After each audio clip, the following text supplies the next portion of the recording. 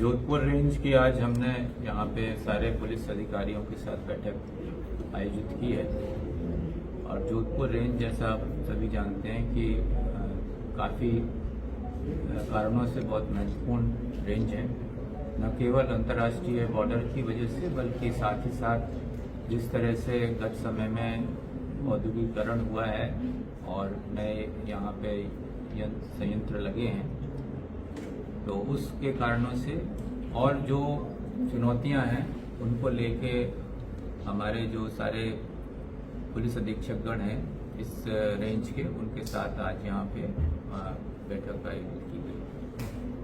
Sir, क्या आवश्यक दिशा निर्देश दिए गए हैं, किस तरीके के इशू भी आए हैं जो संभाग के अंतर्राष्ट्रीय बॉर्डर के संबंध में जो विषय हैं उसको ध्यान में रखते हुए कुछ चर्चा की गई है कि किस तरह से जो चुनौतियां इसकी जो भौगोलिक स्थिति है उसकी वजह से आती है, क्योंकि हमारे 100 गांव ऐसे हैं जिनका अंतर्राष्ट्रीय बॉर्डर लगता है। इसके अलावा जो मादक द्रव्यों पे विशेष निगरानी की आवश्यकता है। डीपीएस का जिस तरह से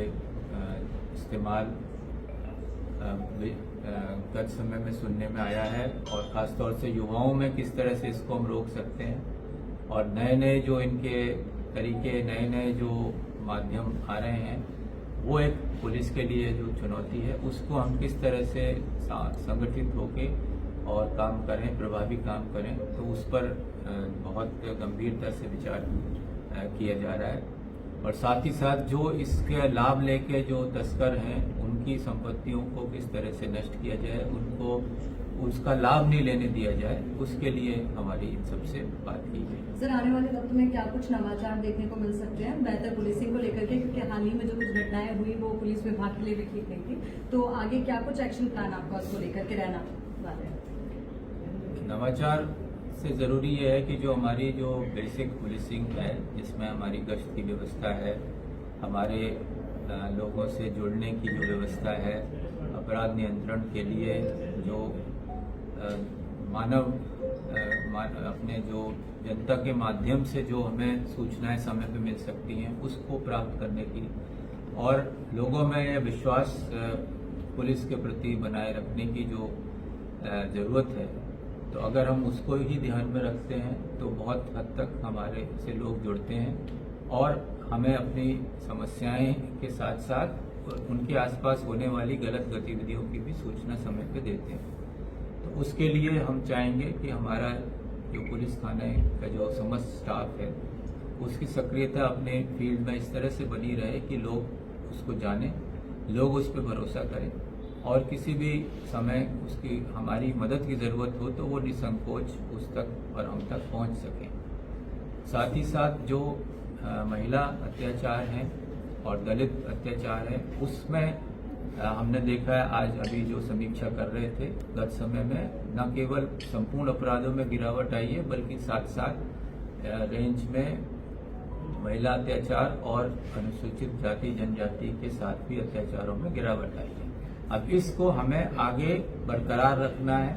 साथ ही ये सुनिश्चित करना है कि दलितों पे और कमजोर वर्ग पे किसी भी तरह के अत्याचार की किसी की का दुस्साहस ना हो, और यदि कभी ऐसा कोई घटना हो तो उसमें बहुत प्रभावी कार्रवाई हो ताकि भविष्य में इस तरह के अपराधों पे और रोक लग सके। महिला अत्याचार की आपने बात की, आज टोटल में ही महिला और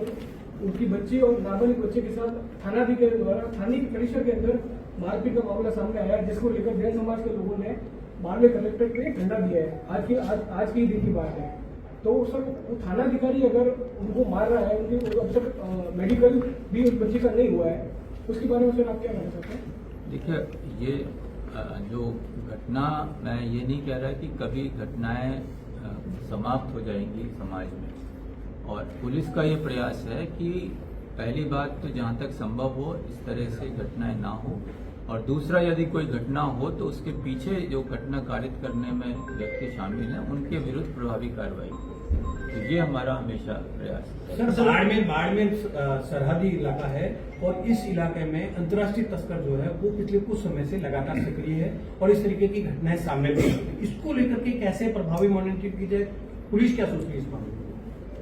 उसके लिए जो राष्ट्रीय स्तर पर भी जो एजेंसी हैं जो कि ड्रग्स के नेटवर्क के विरुद्ध काम करती हैं, हमारा उनसे भी समन्वय है और उनकी मदद से और हमारे स्थानीय स्टाफ की मदद से और एनसीबी की मदद से हम पूरी कोशिश यही करेंगे कि इस पे न केवल किसी बाड़मेर जिले में बल्कि जो पूरी रेंज है और इसी के साथ साथ पूरे राज्य में ड्रग्स के माफिया और ड्रग्स के जो नेटवर्क है उसके खिलाफ बहुत प्रभावी कार्रवाई की जाए। साइबर ठगी के मामले लगातार बढ़ रहे हैं, उसको लेकर पुलिस का क्या प्लान है? साइबर क्राइम्स जो हैं वो सभी जगहों में बढ़ रहे हैं। उसके साथ साथ आपने देखा होगा गत समय में सभी जिलों में राज्य सरकार द्वारा साइबर थानों की स्थापना भी की गई है और हमारी तरफ से भी प्रदेश में मुख्यालय पे इसमें हम इसकी मॉनिटरिंग के लिए कि प्रदेश में कहीं भी साइबर क्राइम की घटना हो तो उसमें उसका किस तरह का उसके पीछे नेटवर्क है और अलग अलग जिलों में अलग अलग स्थानों में अगर घटनाएं हो रही है तो उनमें किस तरह से उनको उनमें कोई आपस में कोई तालमेल है, तो उसके लिए राज्य स्तर पे भी निगरानी व्यवस्था जो है उसको और मजबूत किया जा रहा है और साथ ही साथ जो जिलों में जो व्यवस्था की गई थी उसमें और बढ़ोतरी कर रहे हैं। हम चाहेंगे कि भले ही जिले में साइबर थाना एक हो परंतु जो प्रत्येक थाना है उस पर भी ऐसी व्यवस्थाएं रहें कि अगर कोई छोटी से छोटी भी साइबर ठगी या इस तरह की घटना हो और परिवादी अगर अपने नजदीकी थाने पे जाए तो उसको इमीडिएट जो रिलीफ मिलना चाहिए वो तत्काल उसको मिले और आगे उसमें अगर किसी विशेषज्ञ एजेंसी या विशेषज्ञ थाने में उसकी जांच होने की आवश्यकता है तो उसका भी पूरी आगे का मार्गदर्शन और उसकी प्रक्रिया के बारे में जानकारी उसको स्थानीय थाने पर ही मिल जाए। सर आप कह रहे हैं हर थाने के ऊपर ये व्यवस्था होनी चाहिए, लेकिन डेडिकेटेड जो साइबर थाना है वो भी क्यों चाहिए? वहाँ भी सारी सुविधाएं ये बड़े चैलेंजेस उनके सामने हैं क्योंकि साइबर क्राइम का जो नेटवर्क होता है बड़ा वाइड रहता है, लेकिन वो उसको भी एड्रेस नहीं कर पा रहे हैं। इक्विपमेंट नहीं है, कंप्यूटर नहीं है, पूरी नफरी नहीं है, पूरा स्टाफ नहीं है। जब डेडिकेटेड थाने की स्थिति है तो बाकी में हम कैसे कर पाएंगे इसको? ये बड़ा चैलेंज है। सर मैं इनके सवाल के साथ एक लाइन और ऐड कर रहा हूँ। सर अपराध को रोकने के लिए पदरिकता भी बहुत बड़ा चैलेंज है, उसको फिर कैसे मैनेज कर सकते हैं?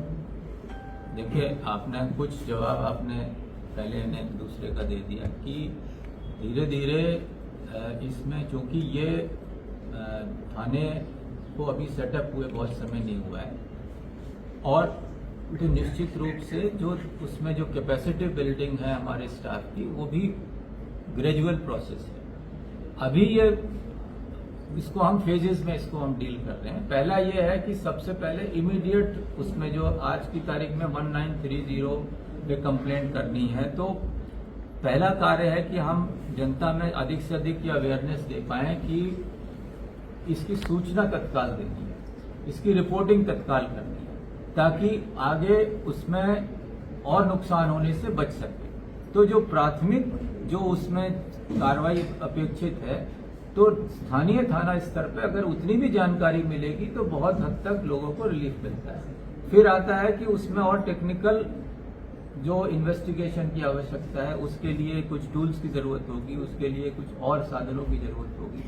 तो वो जरूरी नहीं है कि वो हर थाने पे हो, पर थाने में ये पता होना चाहिए कि इस टूल की उपलब्धता कहाँ है, इस संबंध में अपराध में कहाँ उसको और मदद मिल सकती है। तो वो हम चाह रहे हैं कि वो लिंक बन जाए। हर थाने पे 50 लोगों की या 25 लोगों की विशेषज्ञों की टीम नहीं हो सकती, पर ऐसे 2 लोग तो हो सकते हैं जिनको ये पता हो कि इस तरह के प्रकरण में किसकी मदद लेनी है और वो विशेषज्ञ कहाँ बैठा है, उसका फोन नंबर क्या है। तो वो व्यवस्था अगर हम कर लेते हैं तो वही एक बहुत बड़ी सवाल छोटा सा तैयारी को लेके था, चाहे साइबर क्राइम की बात हो, चाहे क्रॉस बॉर्डर जो स्मगलिंग हो रही है, आज में मॉडर्न टेक्निक्स का यूज कर रहे हैं, ड्रोन यूज किए जा रहे हैं जो बड़े डिटेक्टिव उत्पादन। तो ये जो टेक्नोलॉजी आ रही है क्राइम के साथ, मॉडल ऑपरेंडी चेंज हो रही है, इसको लेकर के पुलिस की तैयारी क्या है, कितना क्योंकि नीट करना देखिए राष्ट्रीय स्तर पर माननीय केंद्रीय गृह मंत्री जी के निर्देश में लगातार जो है विभिन्न जो केंद्रीय संस्थान हैं वो इसमें समय समय पे इस बारे में गहन रिसर्च करके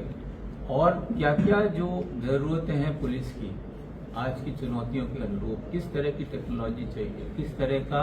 हमें अपने तौर तरीके बदलने होंगे, उस पे लगातार इस पे कार्य होता रहता है और प्रतिवर्ष इस बारे में सारे राज्यों को इसकी जानकारी भी दी जाती है।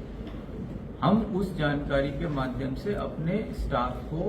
के लिए हम रिफ्रेशर कोर्सेज ऑर्गेनाइज करते हैं। तो जो तकनीक आज की तारीख में किसी भी प्रदेश में अगर अच्छे इस्तेमाल हो रही है तो वो धीरे धीरे दूसरे प्रदेशों में भी पहुंच रही है। तो वो आपको उसमें चाहे वो ड्रोन से रिलेटेड हो, चाहे वो ड्रग ट्रैफिकिंग से रिलेटेड हो, चाहे वो किसी भी अन्य तरह के अपराध से हो, तो आज के समय में जो दूसरे राज्यों की अच्छी प्रथाएं हैं उनको जो है गृह मंत्रालय के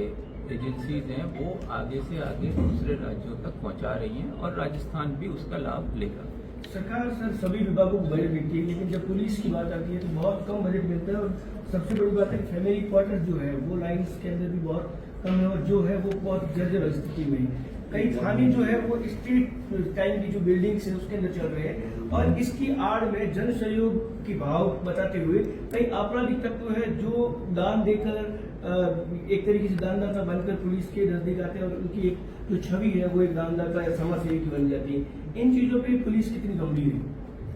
देखिए माननीय मुख्यमंत्री राजस्थान भजन लाल जी ने पुलिस के लिए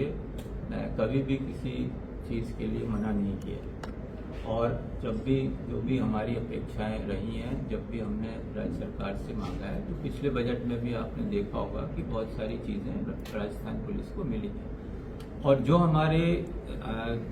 आवास की समस्या है हमें उसमें बढ़ाने की जरूरत है। उसके लिए पुलिस हाउसिंग कॉरपोरेशन के माध्यम से आवास जो है उनकी मरम्मत का काम प्रतिवर्ष किया जाता है और जहां जहां पे अभी भी आवश्यकता है उसके लिए सर्वे करा के अतिरिक्त आवास बनाए जाने की प्रक्रिया जारी है और हम पूछ रहे हैं सभी से कि अगर और कहीं पे कमी है तो उसके लिए पूरा प्लान बना के हम पुलिस हाउसिंग कॉरपोरेशन के माध्यम से इसको बनाएंगे। राज्य सरकार की तरफ से ऐसा कोई कमी नहीं है कि किस चीज में हमें कभी मना किया गया हो कि आपको ये बजट नहीं मिलेगा। अभी आपने देखा 10,000 पदों पे अभी भर्ती प्रक्रियाधीन है तो उस तरह का कोई अभाव नहीं है बजट का। बस ये है कि कई बार फेजेज में चीजें मिलती हैं, जरूरी नहीं है कि सारी चीजें एक साथ एक ही समय पर मिल जाए। सर 4 डीजी पदोन्नत होने के बाद भी पुरानी अपने जो पद है उसके ऊपर काम कर रहे हैं और पद निर्धारित सरकार कर नहीं पा रही है। वजह क्या है? क्या सरकार और सिस्टम के बीच में कहीं समन्वय का अभाव है? क्योंकि जो डीजी एसीबी पद है वो भी सेवानिवृत्ति के बाद से रिक्त पड़ा है।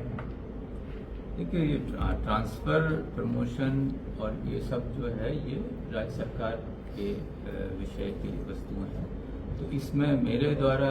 कुछ कहना उचित नहीं है, परंतु जो भी अधिकारी जहां पर हैं वो अपना कार्य सुचारू रूप से कर रहे हैं। तो इसमें आपको और हमको इस विषय में मेरे ख्याल से कोई चर्चा इसमें जुड़ा हुआ सर सवाल सर जब आपने कार्यभार ग्रहण किया था उस वक्त बताया जा रहा है कि तबादला सूची जारी थी लेकिन उसमें आपने संशोधन किया और जो अच्छा फील्ड में काम नहीं कर रहे थे उनको नॉन फील्ड किया गया आईपीएस ऑफिसर्स को। तो क्या ये नीति एसएचओ और आरपीएस पे भी भविष्य में लागू होगी कि अच्छा काम नहीं करने वालों को नॉन फील्ड किया जाएगा और अच्छा काम कर रहे हैं उनको फील्ड में लगाया जाए? हमारा यही प्रयास रहेगा कि जो पुलिस अधिकारी अच्छा काम करते हैं, मेहनती हैं, ईमानदार हैं, पारदर्शी हैं, उनको प्राथमिकता मिले और जिनके बारे में अगर तफ्तीश गलत करने की या भ्रष्टाचार की या गलत आचरण की बात आती है तो उनको फील्ड में कम से कम हम नहीं चाहेंगे कि ऐसे लोगों का स्थान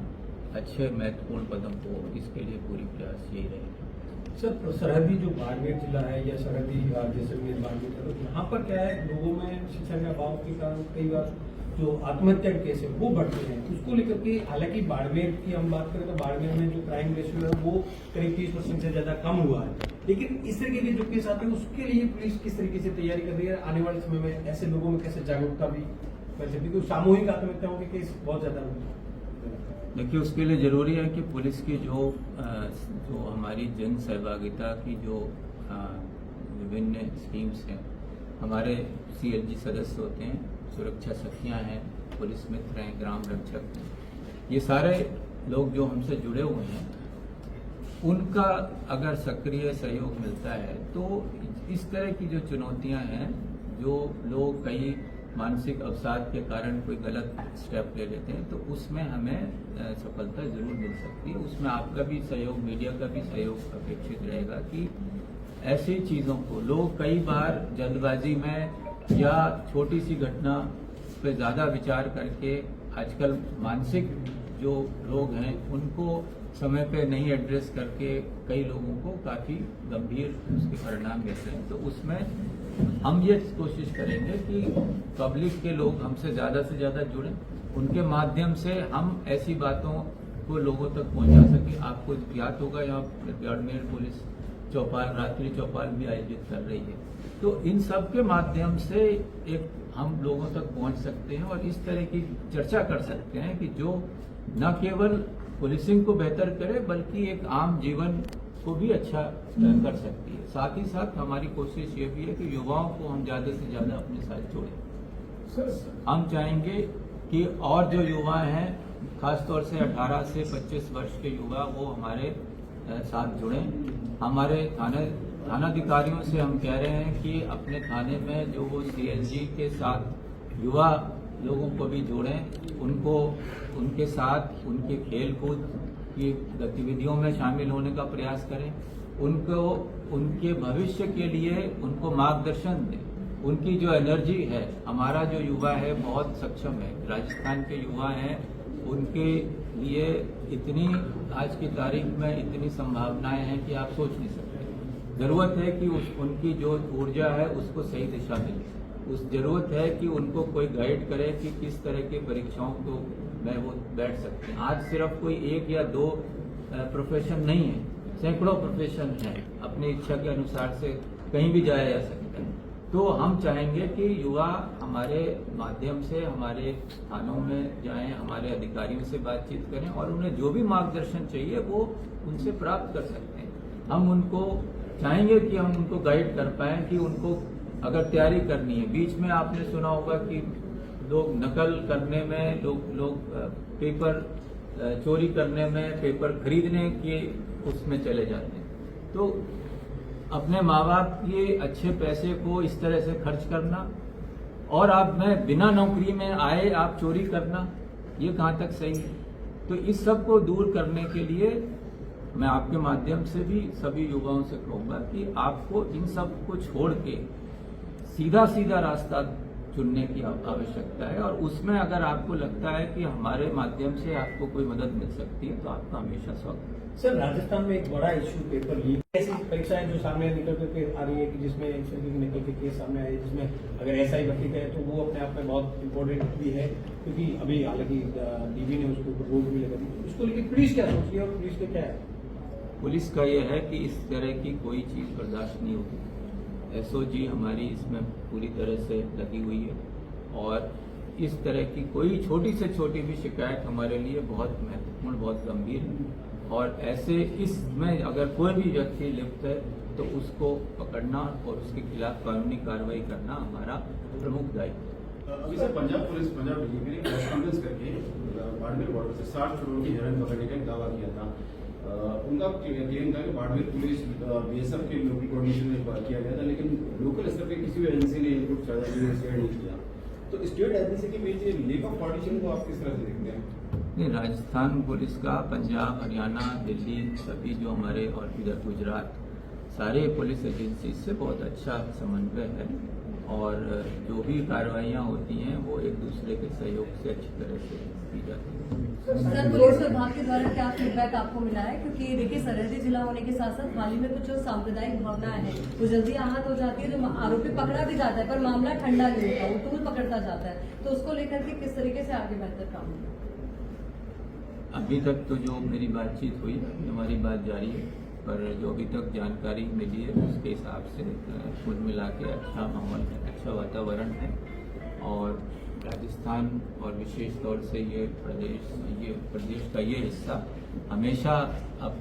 मेल जोल के लिए और अच्छे व्यवहार के लिए जाना जाता रहा है। यहाँ के लोग बहुत मिलनसार और बहुत सहयोग देने वाले रहे हैं। और अब चूंकि यहाँ पर नई संभावनाएं पैदा हुई हैं, नई इंडस्ट्रीज आई हैं, तो ये यहाँ के लोगों के लिए जो अवसर है, मुझे उम्मीद है कि उसका अच्छा फायदा उठाएंगे और उसमें अपना जो रोजगार की नई संभावनाएं हैं उनका पूरा इस्तेमाल करेंगे और आगे इसको और प्रगति की दिशा में लेके जाएंगे। और हमारा जो एक